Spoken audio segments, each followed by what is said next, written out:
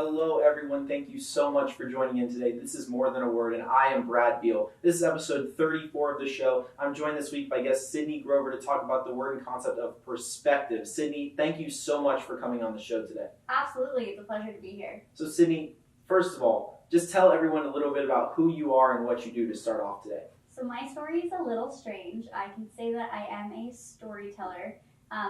In my college dorm room in freshman year, I started a nonprofit organization and a blog that shares the stories of individuals struggling with homelessness called Can You Spare a Story? Can you spare a story like Can You Spare a Dime? And really just to focus on the fact that these individuals are individuals who have their own stories, who really are valued and they should be treated as individuals because they have been through things and we can't just look at them as this perception that has been put on them through society. And really I just think that we have this negative idea of what the homeless population is, and I wanted to change that. I wanted to change the negative stigma attached to homelessness, and I figured that the best way to do that was through showing that these are individuals and really just focusing on who they are rather than what they're going through. Absolutely. What was kind of the driving factor in that motivation? Like where did this idea initially come? I know you said you were in your dorm room freshman year, but where was the motivation for this specific venture? Where did that arise from? Absolutely. So I have always had a passion for the homeless population. I mean, for as long as I can remember, I've just been so interested in how these individuals only have the concrete to call home. I've just been so interested in the fact that we are so quick to judge these individuals and to not make eye contact because it's nervous, and this is what we've been taught as a society. So I wanted to break that, and my mom wouldn't let me give it a job freshman year, and I was so angry. I just didn't understand why she didn't trust me to handle this. So for graduation, I got a camera, so I took my notebook and I came out here to Tempe, Arizona, and just started interviewing individuals struggling with homelessness, and it just took off. And once people started reading, they wanted to get involved and they wanted to serve these individuals because they saw them as individuals for the first time. And that is when we started hosting our events. So now we do an event called the Priceless Pop-Up Shop, which is a free shopping experience without the worry of cost, obviously free. But this event was really just to make these individuals feel confident in their own skin through fashion and finding pieces that really make them feel confident. And I feel that that confidence and that individualism really makes them get back into society and want to get back into the swing of things. So we're all about building people up, making them feel confident in their own skin. Absolutely, that's really cool. What were those first interactions like when you decided I'm going to go out on the street and just find people and start talking to them? What were I'm talking like the very first ones. Like what was that experience like for you, kind of approaching the situation and then your initial takeaways? People were really skeptical at first. They thought I was insane. I mean, I'm 5'0". I'm not very intimidating. So it's just really interesting that people didn't know why I was talking to them. And I've always searched through local charities, and I actually interned with a small nonprofit when I was in high school. So I've always been a part of the homeless scene, but I never really got the opportunity to interact. I like to say that every time I volunteered, it was a cold interaction when you're kind of separated between a kitchen or you're just handing them something. It's not really a getting to know you kind of thing. So we really like to show a warm interaction when we have volunteers to give them the opportunity to get to know these individuals and to get a life-changing experience rather than it just being, I'm going to give you this and then I'm going to go home. So the first couple, my first one was on Halloween night, and I was dressed as Pocahontas. And I saw a homeless guy on Mill here in Tempe. And I walked up to Rocky and I just spoke with him about everything. He is in a wheelchair and he served in the Navy. He lives underneath the 17 freeway, and he goes out to Mill and hangs out with his friends, and he's really supported by these group of individuals that he travels with. And it's a family on the streets, it's a community, and these people really work together to make sure that they make it, and they really felt survival. But Rocky is a key part of this community that not very many people know about. People will bring him meals in Tupperware. When I met him, he had a thing of spaghetti in Tupperware, and I was like, wow, like people really love you. And he was like, yeah, check out this cool shirt this lady made me. And he had Rocky embroidered on the shirt. Some lady brought it to him. So he just is always on Mill, and it was so interesting to meet him. And at first, I didn't think that he would open up to me at all. But once you start to show interest, people really don't stop talking. I mean, these people haven't been asked about themselves in years, or sometimes sometimes months. I mean, and once you give them the opportunity, the platform, they realize that I genuinely care. And like, Kenny's first story has nothing to do with me. It's everything to do about these individuals. I really, really, really love getting to know people on a deeper level. I think that intentionality is huge. But I've had some awkward encounters. I've had some people who don't want to talk to me, who just don't want to give me the time of day. I meet a lot of people who don't want their photo taken, so I'll just sit down and talk with them instead and just get the story without taking the photo and never share it. So I feel like some people are so reserved. They don't want to be found, and some people just want to be heard. I think that we put homeless people in such a small bubble, and they are so diverse and they have so many different features. All these people have lived different lives. We can't just categorize them under the same negative stigma. Absolutely. So looking more at the larger scheme here, right, about perspective and how we look at these things and the narrative around homelessness, right? I think in order to do what you want to do and what I want to do and so many others want to do and change that, we first have to acknowledge the way it is right now. So like, in your mind, what are some of the things that are so bad and need to change first, kind of when we start to transition to this new view on the homeless population? Like, what are the top things that are wrong with our current perspective on their lives? Well, we're so quick to judge. I feel like we're so quick to categorize these people as having substance abuse issues, having mental illnesses, being abusive, alcoholics. We just really put these negative ideas on them without even getting to know them. And we're taught from a young age not to look people in the eye as you drive by because they'll ask for money. I feel like so often people are just thinking that they're out there for the money. These are individuals just trying to make it, just trying to live. And I feel like once you start treating someone like an individual, they start feeling like an individual to the point where they can add back to society. And if we change this negative stigma, if we change the way that the next generation looks at the homeless population, I feel like we can just really advance ourselves and really change the world, because once we start treating people equally, people will feel valued in the community. And when people feel valued, they put their best foot forward.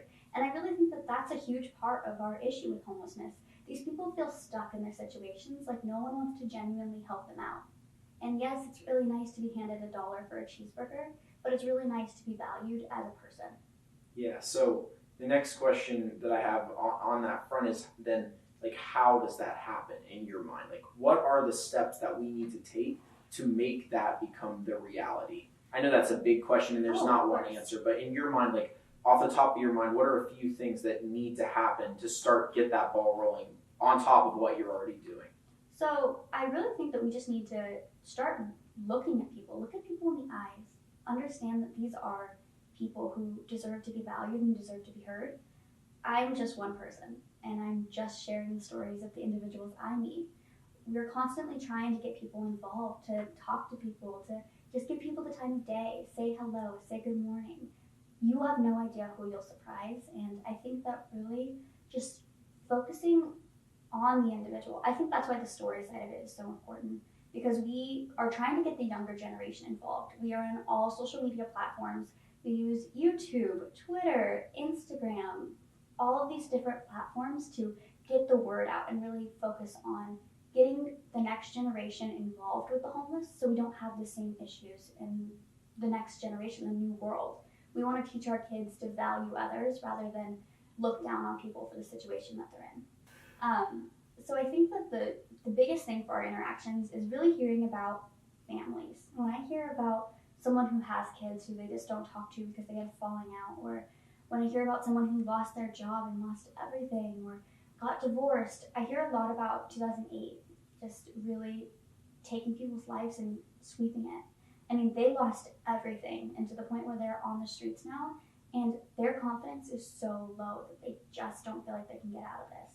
And it's a constant thing. And one thing I've heard that's really changed my whole perspective when people say get a job to these individuals, they wake up in the morning and they have to go get in line for breakfast by 6 a.m. to have breakfast at 8. And then they have to hop in another line to get lunch or dinner and wait in that all day to get back in. And then they have to get in line to have a bed at night. They don't have time to go out and get a job without risking sleeping on the streets or not eating. And those are two huge fundamental things to live. So I think that we have all these expectations, like, oh, they just sit around all day. But a lot of these individuals aren't.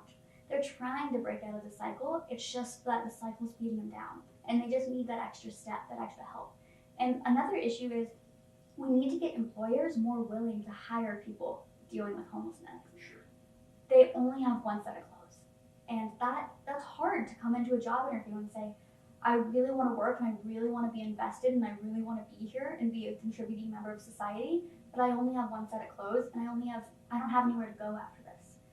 So we need to get employers more interested in hiring these individuals and helping them off the streets, because we can't yell, get a job at someone and not give them the tools to get a job.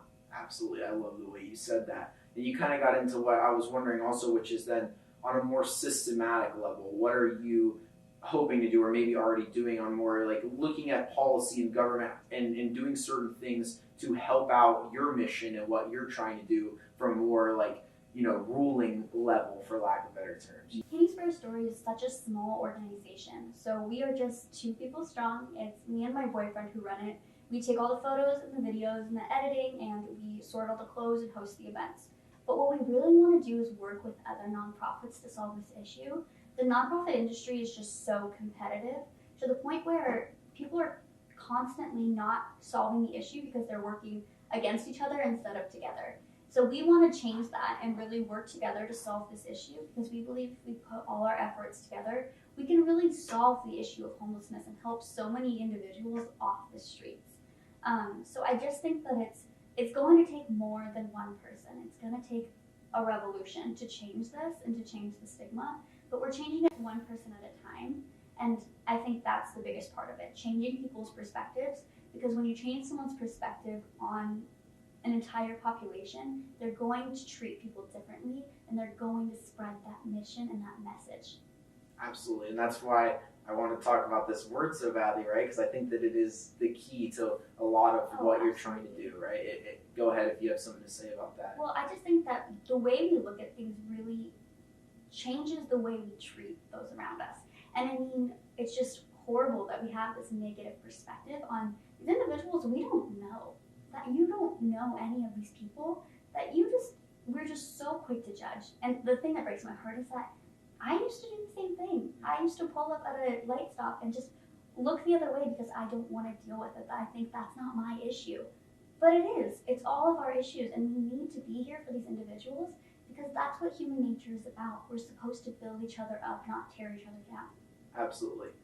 For you, if you were to give a piece of advice to people at home, just everyday folks who are fortunate enough to have a place to live, right? And you want them to change this mindset, but maybe they're in a place that's very far away from where you are and where others are. What would be, if you could give one piece of advice as an initial starting point to them, like do this to get here in their mindset, if that makes sense, like what would that be? What would you tell people? I think just when you have 5 extra minutes in the morning driving to work and you see someone struggling with homelessness on the side of the street, roll down your window and say, good morning. They just want to be acknowledged. These are individuals that just want to be acknowledged. And think about when you're walking down the hallway and someone says, good morning, how are you? Do you know how special you feel and acknowledged that someone's not ignoring you?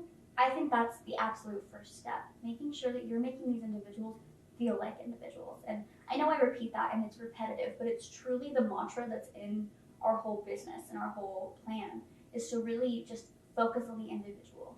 For sure.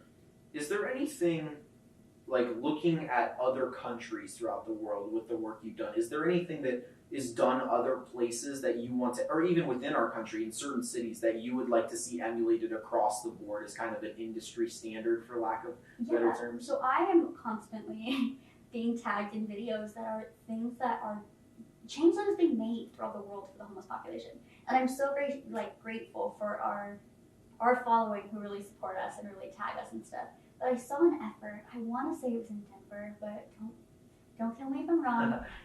But they were hiring individuals struggling with homelessness to pick up trash on the side of the road for minimum wage. And that is such a simple job that you can do, that just adding that value and giving them just a paycheck to work for. I think that's huge because it's giving opportunity. Once you grant opportunity, people will run with it. And I think that's, right now we're just cutting off people's opportunity to get work and to get back into the workforce. And we're expecting them to pull a job out of nowhere. Right.